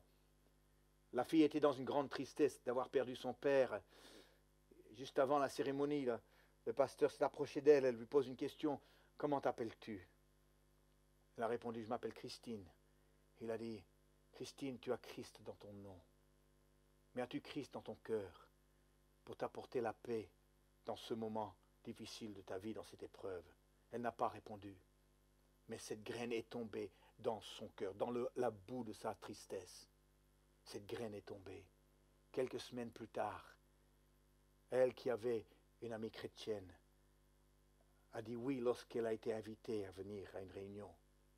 Et lors de cette réunion, Christine a reçu Christ dans son cœur. Il y a des gens autour de nous qui aujourd'hui n'arrivent pas à assumer, n'arrivent pas à contrôler, n'arrivent pas à maîtriser. Mais celui qui est là, en train de semer et encore semer, selon les instructions de Dieu, c'est lui qui verra la pluie tomber, c'est lui qui verra la graine pousser, le blé sortir de terre, c'est lui qui verra une moisson abondante, un pain savoureux et nourrissant.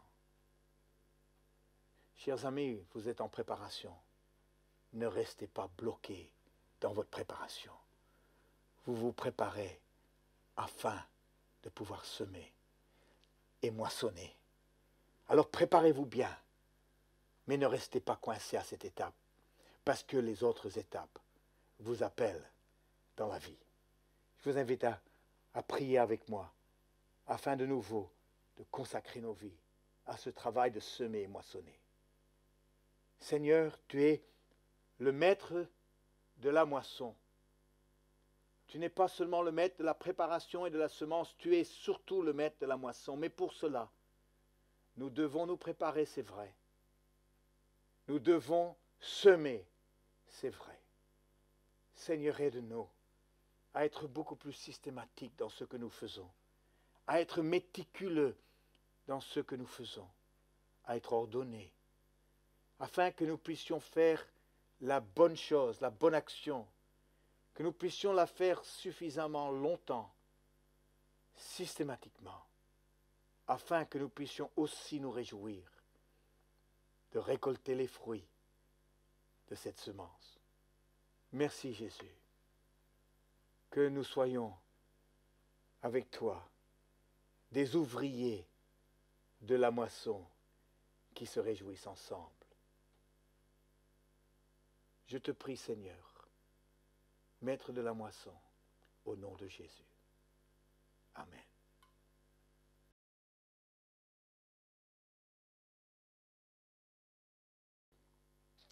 Bonjour et je suis heureux de nouveau de vous accueillir ici pour cette formation que nous intitulons « Les secrets pour de belles conversions ». Et dans ce cours, j'aimerais vous parler de chercher l'âme perdue. Et pour cela, je vais vous demander d'ouvrir dans vos Bibles, dans Jean chapitre 1er, les versets 40 à 46. Jean 1er, versets 40 à 46.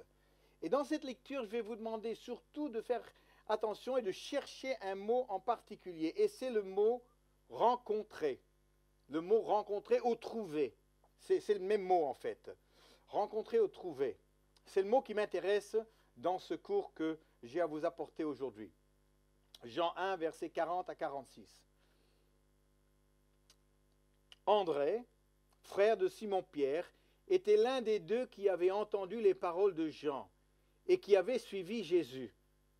Ce fut lui qui rencontra le premier son frère Simon, et il lui dit, nous avons trouvé le Messie, ce qui signifie Christ. Et il le conduisit vers Jésus. Jésus, l'ayant regardé, dit, tu es Simon, fils de Jonas, tu seras appelé Céphas, ce qui signifie Pierre. Le lendemain, Jésus voulut se rendre en Galilée et il rencontra Philippe et il lui dit, suis-moi. Philippe était de Bethsaïda, de la ville d'André et de Pierre. Philippe rencontra Nathanaël et il lui dit, nous avons trouvé celui de qui Moïse a écrit dans la loi et dans les prophètes, et dont les prophètes ont parlé, Jésus de Nazareth, fils de Joseph. Nathanaël lui dit, peut-il venir de Nazareth quelque chose de bon? Philippe lui répondit, viens et vois. Donc ce mot rencontrer, est le mot qui m'intéresse. Et nous avons au verset 41, André qui a rencontré son frère Simon et qui l'a conduit à Jésus. Verset 43, Jésus a rencontré Philippe, le copain à André et Simon. Et au verset 45, Philippe a rencontré Nathanaël et l'a amené à Jésus. Et c'est comme ça que finalement, les premiers chrétiens ont été rassemblés, sont réunis. C'est que ça s'est fait par une rencontre personnelle. Une personne a rencontré une autre personne et l'a conduit à Jésus. André a rencontré Simon, Jésus a rencontré Philippe, Philippe a rencontré Nathanaël. Alors finalement, tu peux ajouter ton nom à cette liste. Il y a eu probablement une personne qui t'a rencontré et qui t'a amené, c'est peut-être un parent, quelqu'un à l'école du dimanche, un ami à l'école, un collègue au travail, un voisin, quelqu'un qui vous a donné un prospectus dans la rue. Quelqu'un a été l'instrument de Dieu qui vous a rencontré et qui vous a amené à Jésus. Et si vous n'arrivez pas à trouver la personne qui a eu ce rôle dans votre vie, eh bien vous êtes comme Philippe, parce que Jésus a rencontré Philippe en direct. Alors la question que j'aimerais vous poser avec ce cours, c'est une question de base. Jésus, pourquoi est-il venu sur la terre? Alors peut-être certains vont répondre pour guérir, mais il a guéri, mais il n'est pas venu pour ça. D'autres vont dire pour délivrer les opprimés. Oui, c'est vrai, il a délivré les opprimés, mais il n'est pas venu pour ça. Il a enseigné le royaume de Dieu à la foule, mais là aussi, il n'est pas venu dans cet objectif précis. En fait, c'est Jésus lui-même qui nous donne sa raison pour venir, la raison essentielle pour laquelle il est venu sur la terre. Et cela se trouve dans Luc chapitre 19, verset 10. Les paroles de Jésus qui expliquent la raison, les voici. Car le Fils de l'homme est venu chercher et sauver ceux qui étaient perdus. Le Fils de l'homme est venu chercher et sauver ceux qui étaient perdus. Cette déclaration, en fait, arrive à la fin de l'histoire avec Zachée. Vous connaissez l'histoire de Zachée, lui qui était dans son arbre, qui était uniquement spectateur, et que finalement Jésus s'est arrêté sous son arbre et a dit, Zachée, il faut que tu descendes, aujourd'hui je vais demeurer chez toi. Alors, question, est-ce que c'est Zachée qui a trouvé Jésus, c'est pas facile à dire, ou bien est-ce que c'est Jésus qui a trouvé Zachée? Alors, eh bien, ce n'est pas Zachée qui a trouvé Jésus. Lui, il n'était pas demandeur, il était à l'écart. Il était simplement curieux. Mais finalement, c'est Jésus qui a cherché et trouvé Zachée. Et parce qu'il l'a cherché et trouvé, eh bien, finalement, Zachée et sa famille ont connu le salut. C'est pour ça que j'aimerais vous dire que ce n'est pas nous qui trouvons Christ, mais c'est Christ qui nous trouve là dans notre arbre à nous, l'arbre que nous avons choisi de monter, peu importe lequel. Jésus se situe sous cet arbre en disant, tu peux descendre maintenant, parce que, eh bien, je ne vais pas monter dans ton arbre, je te demande de descendre, et maintenant je viendrai demeurer dans ta maison. Rencontrer, trouver, c'est un mot très important. Chercher et sauver ceux qui étaient perdus. Dans Jean chapitre 5, nous avons une histoire d'un homme boiteux qui est guéri par Jésus miraculeusement à côté d'une piscine. Et en fait, cette première rencontre a produit pour cet homme une guérison, mais il y aura une deuxième rencontre. Et la deuxième rencontre produit le salut pour cet homme. C'est tout à fait autre chose. La première rencontre, la guérison, mais il y a deuxième rencontre, et la deuxième rencontre produit le salut. J'aimerais lire, non pas la première rencontre, mais la deuxième, parce que, eh bien, ce mot, on le retrouve. Jean chapitre 5, verset 10. C'était un jour de sabbat. Les Juifs dirent donc à celui qui avait été guéri, c'est le sabbat. Il ne t'est pas permis d'emporter ton lit. Jésus leur répondit, l'homme répondit, celui qui m'a guéri m'a dit, prends ton lit et marche. Ils lui demandèrent, qui est l'homme qui t'a dit, prends ton lit et marche? Mais celui qui avait été guéri ne savait pas qui c'était, car Jésus avait disparu de la foule qui était en ce lieu. Depuis, Jésus le trouva dans le temple et lui dit, voici, tu as été guéri, ne pêche plus, de peur qu'il ne t'arrive quelque chose de pire. Alors, au verset 14, il dit, Jésus le trouva dans le temple. Alors, c'est intéressant. Alors, comment a-t-il trouvé cet homme dans le temple? Est-ce que c'était par hasard, en arrivant pour la prière ou en arrivant pour enseigner les gens qui étaient dans le temple? Eh bien, pas vraiment. Parce que, en fait, le mot qui est utilisé, le mot trouver, ce n'est pas un mot qu'on utilise tomber sur quelqu'un par hasard, non. C'est le mot qui est utilisé pour la fin d'une investigation. C'est une investigation, une enquête qui a été menée et qui arrive à son terme en trouvant la personne qu'on a recherchée. Nous pouvons imaginer, avec cette phrase, Jésus qui rassemble ses disciples, il dit, bon, messieurs, il faut impérativement que je retrouve l'homme que j'ai guéri. Alors débrouillez-vous, faites ce qu'il faut pour me retrouver cet homme, j'ai besoin de lui parler. Alors ils disent, oui Jésus, alors ils descendent à la piscine de Bethesda et ils disent à tous ceux qui sont toujours là, ils disent, écoutez, vous vous souvenez du boiteux là que Jésus a guéri miraculeusement, alors il faut qu'on le retrouve, où est-ce qu'il habite? Est-ce que vous le savez? Oui, on le connaît, il habite pas très loin d'ici, alors pour retrouver sa maison, vous descendez la rue principale, vous prenez la première sur la droite et c'est la troisième maison sur la gauche. Merci les gars, merci. Alors ils descendent, ils courent à toute vitesse, ils descendent la rue principale, ils prennent la première à droite, ils comptent 3 maisons, 1, 2, 3 portes, ils frappent. La porte s'ouvre, il y a une dame. Excusez-nous madame, est-ce que c'est ici où habite l'homme que Jésus a guéri? La dame, elle a dit oui, c'est merveilleux, n'est-ce pas? Alors, ils disent, est-ce qu'il est là? Ah ben non, il n'est pas là, il est au temple. Ah, merci beaucoup madame. Alors, très vite, il court jusqu'au temple, jusqu'à Jésus, et dit, Jésus, l'homme que tu cherches est au temple. Alors maintenant, les 13, ils courent au temple, et Jésus trouva l'homme dans le temple. Il l'a trouvé parce qu'il l'a cherché. En Jean 9, nous avons une deuxième histoire qui est semblable à celle de Jean 5. Ici, il ne s'agit pas d'un boiteux, mais d'un aveugle. Et l'aveugle est guéri lors de la première rencontre avec Jésus. Mais il y aura une deuxième rencontre, et la deuxième rencontre le conduira au salut. Jean chapitre 9, versets 35 à 38. C'est la deuxième rencontre entre Jésus et cet homme qui a été guéri. Verset 35. Jésus apprit qu'il l'avait chassé et l'ayant rencontré, le mot le voilà, il lui dit, crois-tu au Fils de Dieu? Il répondit, et qui est-il, Seigneur, afin que je croie en lui? Verset 37, tu l'as vu, lui dit Jésus, et celui qui te parle, c'est lui. Et il dit, je crois, Seigneur, et il se prosterna devant lui. Jésus rencontra cet homme. C'est le même mot. Il l'a trouvé parce que délibérément, il l'a cherché. Quand j'étais pasteur à Évry, j'étais invité de temps en temps à assister à des inaugurations des bâtiments de la fac, parce qu'on installait à l'époque une faculté liée à une fac à Paris.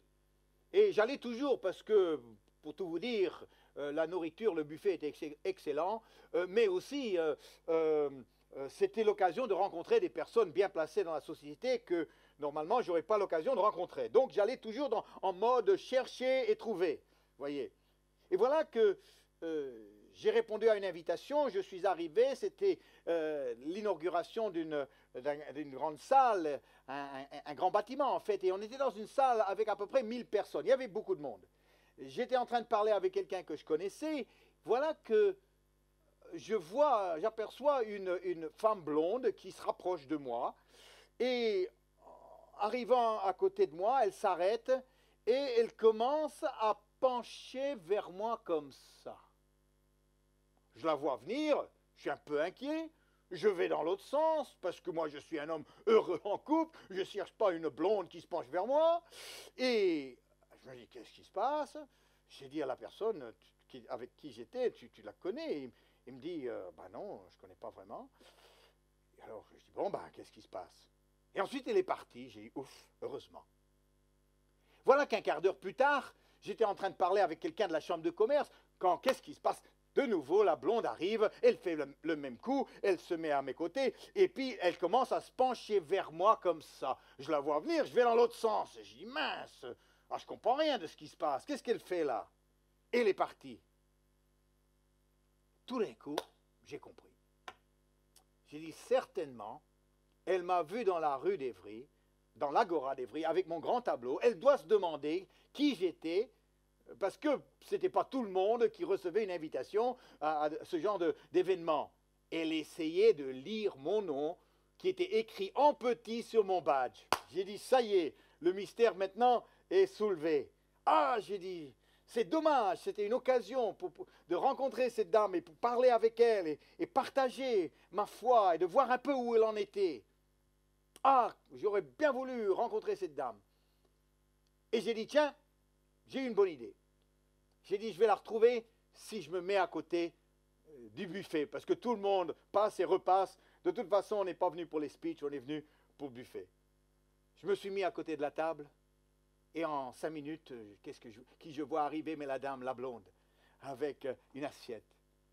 Elle met plusieurs petits fours dans son assiette, et elle se rapproche de moi. Tout d'un coup, je commence à me dire... je m'inquiète, je me dis, mais comment est-ce qu'on commence une conversation avec une femme blonde? Je n'ai pas beaucoup d'expérience.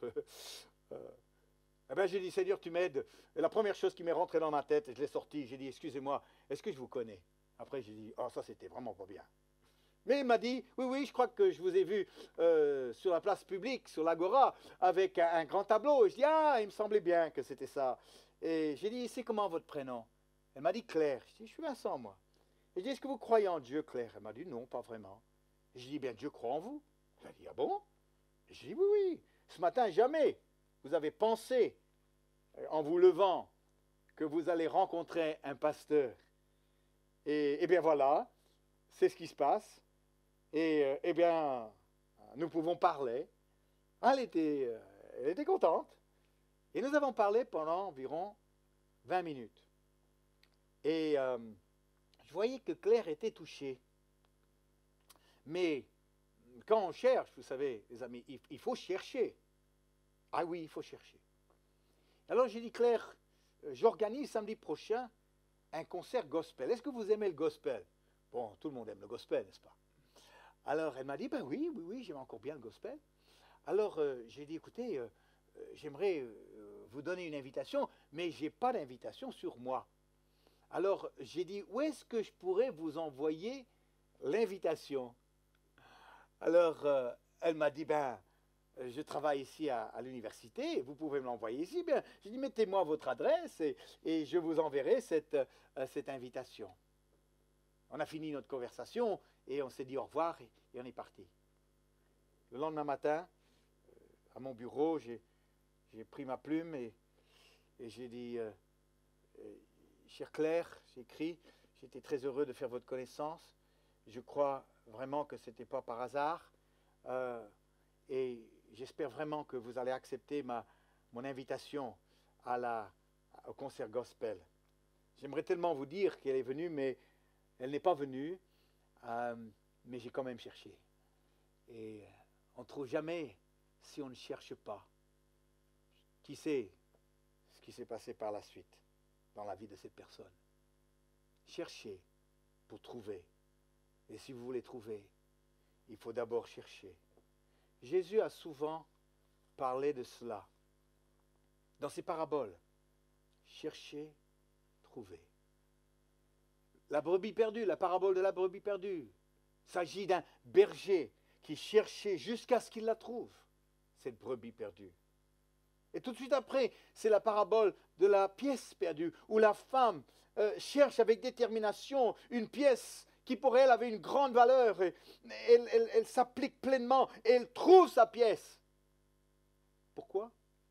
Parce qu'elle l'a cherchée. Voilà pourquoi elle l'a trouvée. C'est l'image de Dieu qui cherche les hommes et les trouve. Et il y a la parabole des noces. Et voilà que le roi invite ses amis, sa famille à cette fête, ce festin. Mais personne ne vient. C'est dommage. Et alors, il appelle tous ses serviteurs. Maintenant, il a besoin de transformer un échec en réussite. Comment va-t-il faire cela? Eh bien, il va le faire en envoyant ses serviteurs pour chercher et trouver. Et il leur dit ceci: allez donc dans les carrefours et appelez aux noces tous ceux que vous trouverez. Ses serviteurs allèrent dans les chemins, rassemblèrent tous ceux qu'ils trouvèrent, méchants et bons. Et la salle des noces fut pleine de convives. Ces paraboles nous parlent à la fois d'un Dieu qui cherche et qui trouve, et un Dieu qui demande à ses serviteurs de travailler avec lui dans cette action afin de trouver ce qu'il a perdu. C'était un mois de juin. On était dans les rues de Paris et j'avais un attroupement de jeunes autour de moi. Les jeunes étaient très contents. On sentait que les jeunes étaient ouverts. À la fin, j'ai dit, si ça vous a plu ma petite histoire, j'ai une invitation pour vous. Et les jeunes sont venus prendre. Et après, ils sont partis. Et à la fin, il ne restait plus qu'une jeune qui restait. Elle avait 17 ans. Elle s'appelait Stéphanie. Nous avons bien parlé. Stéphanie m'a posé beaucoup de questions sur Dieu. Et nous avons pris du temps pour répondre. Après, on s'est quittés, mais elle avait retenu mon adresse, l'adresse de mon bureau. Et dans les jours qui ont suivi, j'ai reçu une lettre de Stéphanie, une lettre tellement voulant comprendre, et de nouveau, elle me posait toutes ces questions. Alors, j'ai mis le temps pour répondre le plus simplement possible, et j'ai renvoyé ma lettre à Stéphanie, espérant que ça allait commencer comme un échange de courrier qui allait l'aider long terme, et pas seulement juste une expérience vite fait, vite oubliée. J'ai envoyé ma réponse et j'attendais le deuxième courrier, mais le deuxième courrier n'est pas venu. Il n'est pas arrivé. C'était le mois de juin. On arrive à la fin du mois de juin. Les jeunes préparent une dernière soirée avant l'été. Et j'ai pensé, Stéphanie. Alors j'ai pris mon stylo, j'ai pris une feuille et j'ai dit, chère Stéphanie, je pense toujours à toi. J'apprécie beaucoup ta sincérité et la profondeur de tes questions. Écoute, les jeunes se retrouvent samedi prochain, c'est l'occasion pour toi de te faire de nouveaux amis. Tu apprécierais beaucoup les jeunes. Alors, j'espère que tu pourras venir. Salut, Vincent. J'ai mis la lettre dans l'enveloppe, j'ai mis un timbre sur l'enveloppe et je l'ai envoyée. Elle n'est pas venue. Bon, j'ai laissé passer juillet, août, mois de septembre. L'église faisait une première matinée visiteur café croissant. Et j'ai pensé, Stéphanie. Alors j'ai pris ma plume et j'ai écrit une lettre, chère Stéphanie. J'espère que tout s'est bien passé pour toi pendant l'été. Je ne t'ai pas oublié. Dimanche prochain, nous faisons une matinée visiteur. Il y aura du café, il y aura des croissants et tout est gratuit. j'espère que tu pourras venir. Salut, Vincent. J'ai mis la lettre dans l'enveloppe, j'ai mis un timbre sur l'enveloppe, je l'ai envoyée. Elle n'est pas venue. Dommage. Fin septembre, les jeunes faisaient leur première grande soirée pour la rencontre, pour la rentrée. Et j'ai pensé, ah, Stéphanie! J'ai pris mon stylo, j'ai commencé à écrire, chère Stéphanie, dommage que tu n'as pas pu venir à la matinée, visiteur. Mais c'est partie remise. Les jeunes se retrouvent samedi prochain et il y aura vraiment une super soirée. C'est l'occasion encore de faire de nouveaux amis. J'espère que tu pourras venir. Salut Vincent. J'ai mis la lettre dans l'enveloppe, j'ai mis un timbre sur l'enveloppe et je l'ai envoyée. Elle n'est pas venue. Mois d'octobre, une matinée visiteur. Et je pense, Stéphanie, j'ai pris ma plume. J'ai dit, Stéphanie, c'est encore moi. J'espère que je t'embête pas avec mes petits mots. Mais j'étais vraiment à cœur et je ne veux pas t'oublier. Écoute, dimanche prochain, c'est une matinée visiteur encore. Le café sera chaud. Les croissants seront frais. Et tout est toujours gratuit. Ah, j'ai bon espoir de te revoir bientôt. Salut Vincent. J'ai mis la lettre dans l'enveloppe. J'ai mis un timbre sur l'enveloppe. Et je l'ai envoyée. Elle n'est pas venue. Fin octobre, les jeunes, et je pense, Stéphanie, chère Stéphanie, les jeunes se retrouvent, j'espère que je ne t'embête pas encore, j'espère que tu ne m'oublies pas, je ne t'oublie pas, et je prie pour toi. Les jeunes se retrouvent, est-ce que tu ne pourrais pas venir? Salut Vincent. J'ai mis l'enveloppe, lettre dans l'enveloppe, le timbre sur l'enveloppe, je l'ai envoyé, elle n'est pas venue. Ah, il y a une fin à cette histoire, chers amis. Maintenant, c'était novembre. 5 mois s'étaient écoulés. Chercher, trouver les gens qu'on a à cœur. On avait un concert gospel que j'ai organisé. J'ai pensé, Stéphanie. Alors j'ai écrit, chère Stéphanie, tu dois aimer la musique comme tout le monde, comme tous les jeunes. J'organise un concert samedi prochain.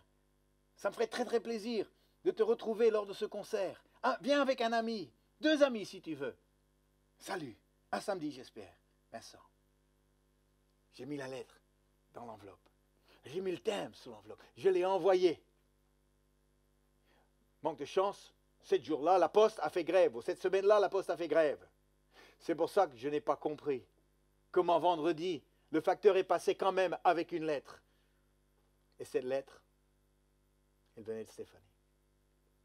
J'aimerais vous lire cette lettre que j'ai reçue la veille du concert gospel. Bonjour Monsieur Esterman, c'est moi. Je voudrais avant tout m'excuser de ne pas vous avoir répondu.